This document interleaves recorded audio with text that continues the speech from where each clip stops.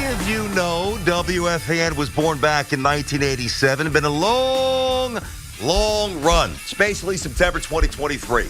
July of 87, Susan Waltman, first voice. September 23rd, we hear different voices. And we've heard all the voices. Mike and Chris and Joe B and Schmooze and Boom still here. And Craig and Sid and Jody Mack and Tony Page. And we keep going. I've been here a couple of years. I've listened from day one. So, I look at these 2023 New York Jets, right, and what they represent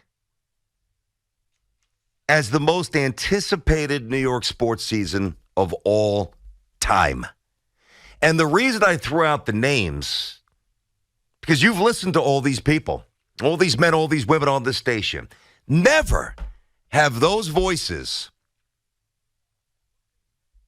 led into a season like we're being led into with these New York Jets, because they've never had these ingredients. And you know what it is? It's two. When all-time greatness meets all-time desperation. Think about that, guys. Think about all the different iterations of, not just the shows and the talent of all the people here on the fan. Think about the mindset of every season that you've entered. And by the way, we've had every single team. I don't know if we had the Islanders at any point. We've had every team here on the fan. Yanks, Mets, Jets, Giants, Knicks, Rangers, Nets, St. John's even. We've had every team, right? You tell me that I'm wrong. I don't think you could do it. I honestly don't think that you could do it. 877-337-6666. I look at these Jets. It's the biggest national story.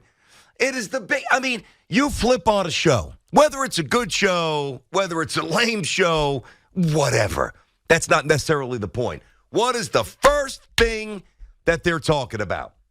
Maybe with the exception of Skip Bayless, who's going to talk about the Cowboys until whatever. It's the Jets. It's the Jets. We've never had that with any other team here.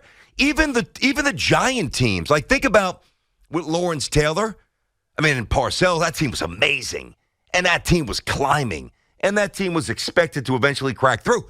But Eli's teams kind of came out of left field. I'm not saying that you weren't hoping that the Giants would take the next step and ascend and whatever. We have never had this. Let me say it again. The 2023 New York Jets season represents the most anticipated New York sports season of all time. Whether you want to escape it, which I don't.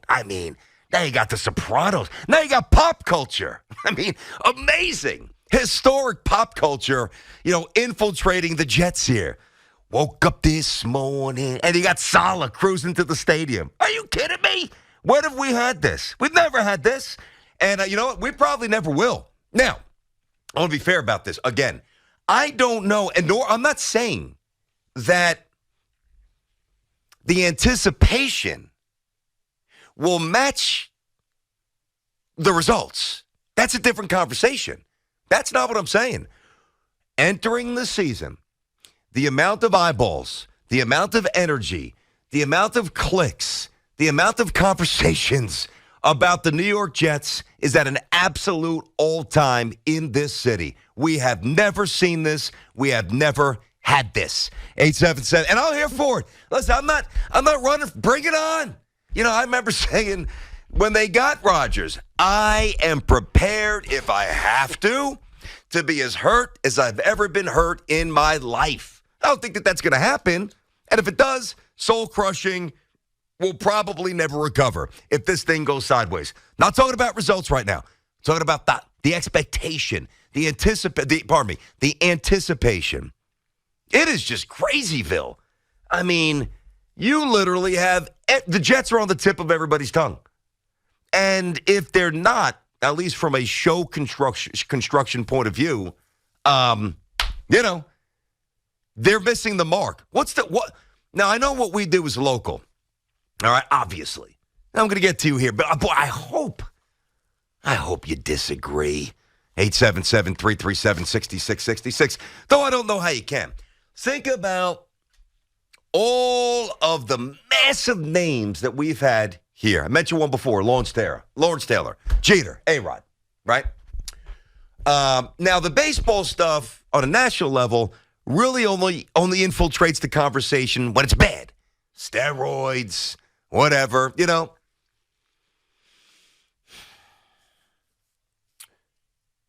Everybody is talking about this team. Everybody is talking about this season and what it might become. And we've never had this. They didn't talk about Patrick Ewing like this. I love Pat. Big fella didn't garner. Big fella was never, LeBron or Kobe, or Magic or Bird. He was our version of whatever, some totally different skill set. But Pat didn't get that love, Even Jeter didn't get that national love. Let me say this again. 1987. You flip on the radio. This new concept, 24-hour sports talk is born. WFAN. All the battles with Mike and Chris. Chris talking about his stupid San Francisco Giants, right? Mike carrying the flag for the Yankees and the Giants, and then traveling and watching the Knicks and the Rangers back in '94, right?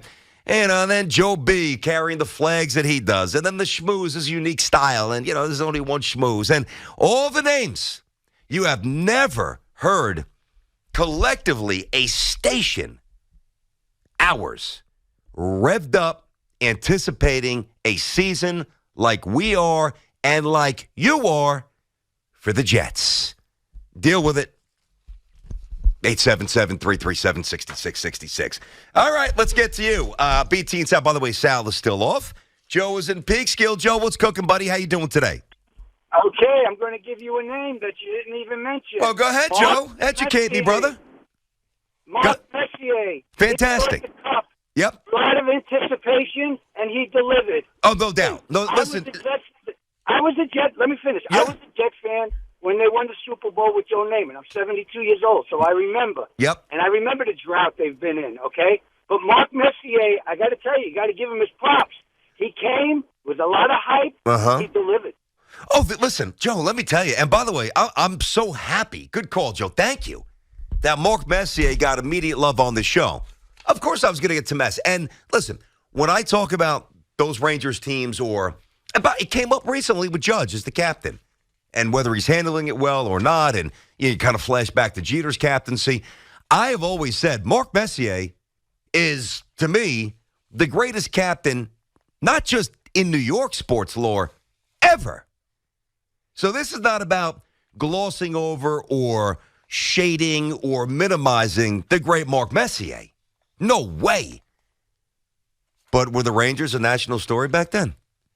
Now, I know the world was very different. If there was social media, they would have gotten a little bit more love. I mean, if there was First Take, maybe they would mention it. Highly doubt it. Whatever, Undisputed. No, you just wouldn't get it. And that's not to marginalize hockey. Hockey's amazing. I think hockey, you can make the case, has the best fans. The most loyal, the most diehard, the most knowledgeable. Honestly. But Messier, the player, is very different than the hype that those Rangers got going into the season. Ranger fans were pumped. Hey, it wasn't like this. It just wasn't. 877-337-6666. James is in Flushing. James, what's going on, buddy? How are you? BT, how's it going, my man? I am doing well, James. What's cooking? Nothing. So I do agree with you. I don't know if it's the most anticipated. It's definitely up there. There's no doubt about it. You're 100% right about that. Okay. But I called in a few weeks ago. Do you remember I'm assuming you watched Hard Knocks last night, right? Yep. Okay, so remember after the first one you said, Sal is dropping all these F-bombs. Yeah. It's disingenuous. Yeah. Did you see him last night, though? That's not disingenuous, man. That's just that he just doesn't trash the players in an open forum. Yeah. But he's definitely fiery. I mean, there's no doubt. I don't think he's hamming it up for the cameras. I really don't. Well, you know what? You might be right, and a little bit off topic there. And I don't listen. I'm gonna judge Robert Saleh not by a camera although it does seem maybe, to be fair to you, maybe a little more authentic than I initially thought. It's the first time I heard the guy dropping F-bombs. Let's go. Just be excited. Rattle the cages. Come on, baby. But all I care about is, can Robert Saleh coach? All right, but I want to stay on topic. So you think about this, right? and what I said. And you can challenge, you can think I'm nuts, and that's why we do this. I think it's fun. I really do. But point to a situation, and see, this is where I got you. This is where I think that I got you. Point to a situation that you might be thinking about right now. This guy, Jets homer. What a Jets fanboy. Oh, yeah, Jets are the Jets. The Jets are good at Jets. The Jets suck. Well, we'll find out if that's the case. But find a situation in any time. I even started with 1987 with the Fan. I'll even take you back to 1970, a couple of years before I was born. But I could still connect the dots. Where you had all-time greatness. Aaron Rodgers, indisputably, but I'll use it more as like an overriding premise. All-time greatness meeting all-time desperation. I'll wait. And I could run down every single situation if you want me to. I actually prefer you to do it so I can tell you that you're wrong. I really do. 877-337-6666. All-time greatness. Irrefutably, one of the most talented, transcendent, all-around superstar quarterbacks. For me, he's top two in talent. Him and Elway. Talent. Pure talent. Marino throwing those guys the whole package. Talents of the sport meeting the most desperate, the most rabid fan base, arguably in existence.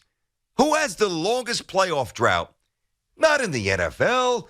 In all the four majors. Take a guess. That's right. Come on down. Our New York Jets. It has been a circus. The hirings, the firings, the failed draft picks. And when you put all that, and for the last decade, the junk, the trash that we have had to watch. And now suddenly you throw in Rodgers. And now you throw in Hard Knocks cameras. And now you throw in every single media outlet in the country designating Aaron Rodgers and the Jets story number one. It only fuels our wacky flames. That's all it does. It only makes us hungrier. And trust me, we're starving. We are starving. And some of my favorite teams, even if they weren't teams that I rooted for, I love the '86 Mets because they were crazy. They beat the crap out of you, and then they just waxed you 9-2. That team was awesome. And the anticipation was there because they were battling the Cardinals, and you get Gary Carter in '85, and you had the core, no doubt about it. That was in the neighborhood-ish, But these, certainly the two most recent Giant championships kind of came out of nowhere. Now, I'm not saying that the Giant fans, amazing fans, weren't ready for the season, pumped up, excited, hoping that Eli would crack through. Not like this. Not like this. Even at the height, and maybe my favorite team of all time, the Knicks, in terms of that run with Riley. We knew who was waiting for us. So even with the anticipation, it was laced with trepidation. This is the story. I mean, and it's going to play out. We'll see how it goes. But you can't convince me there was a more anticipated season than this ever in New York. Robbie's in Queens. What's cooking, Rob? How are you today, bud? Good. How you doing, BT? What's up, Robbo? So this wasn't a national story, but in New York City, I think this was the most anticipated team in my lifetime. It was the 2018 Yankees. It was right after the Judge 52 home run season. You had Gary Sanchez, all the baby bombers. I remember going into the 2018 Yankee season. The city was on fire, ready to go. The 2018 Yankees. Rob, how old are you? I'm 31.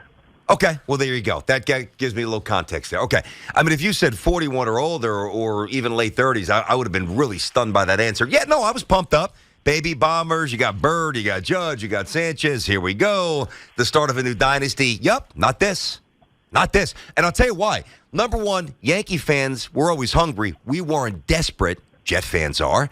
And while obviously Judge went bonkers as a rookie with the 52 bombs that Alonso eventually eclipsed with 53, at that point, and even now, he's not Rodgers.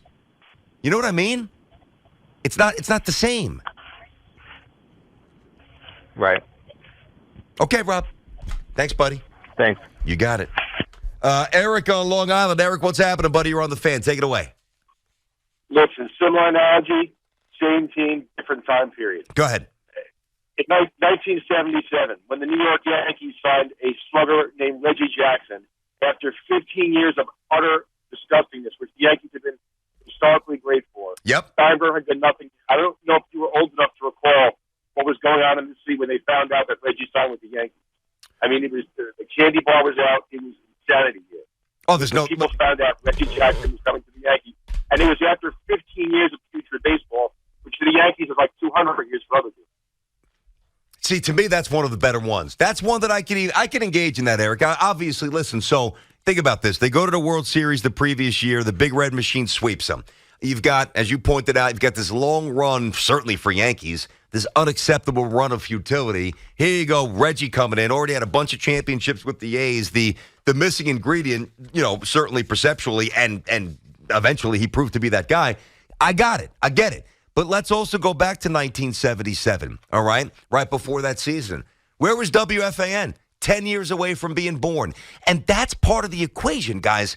Like, I know newspapers were all powerful back then. No doubt. A writer basically got Tom Seaver traded.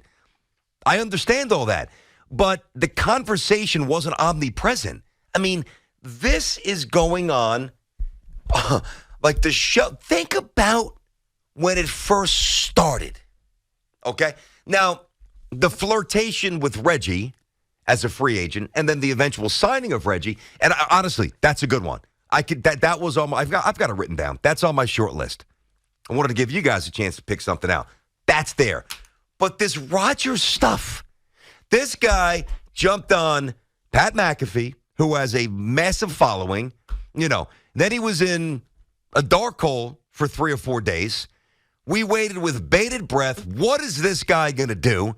And out of nowhere, seemingly, he chose us.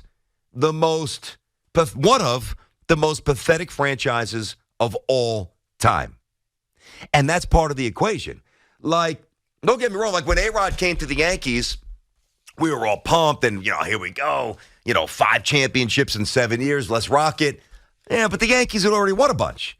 They won in 96, they won in 98, they won in 99, they won in 2000. They got to the World Series in 01, they got to the World Series in 03. So we weren't starving.